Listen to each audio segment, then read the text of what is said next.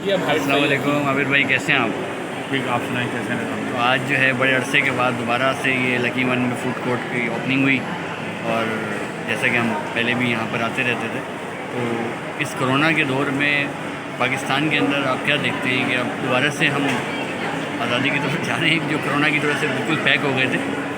اور رضوان بھائی، سب سے بڑی جو چیز مجھے محسوس ہوئی یہاں آ کے کہ یہ 6 مہینے جو پاکستانی عوام نے گزارے ہیں یہاں پہ، بہت تکلیف دہ تھے.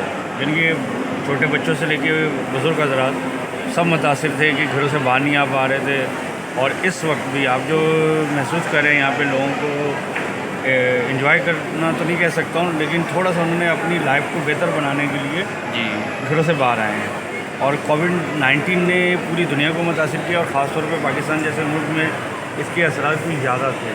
اور یہ آپ پورے فوڈ کورٹ کے اندر ایک چیز محسوس کر رہے ہیں، وہ یہ ہے کہ یہاں ہر ایج کے لوگ جب شاپنگ کے لیے آتے ہیں تو ان کا دل چاہتا ہے کہ وہ کچھ نہ کچھ اپنی ریفریشمنٹ کے لیے اس جگہ آئیں.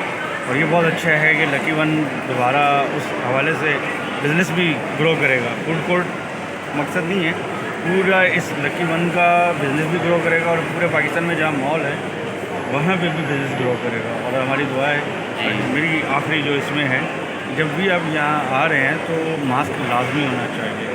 اس وقت اگر ہم نے ویڈیو بناتے ہوئے ماسک یوز نہیں کیا تو میرے ہاتھ میں ماسک ہے، تو ہم کیونکہ ماسک کے بغیر ویسے بھی جو ہے وہ انٹری نہیں ہے مال میں. مالز وغیرہ میں ماسک تو کمپلسری ہے، اور اچھا ایس او پیز پہ آپ کو فالو کریں گے تو بہتر ہے.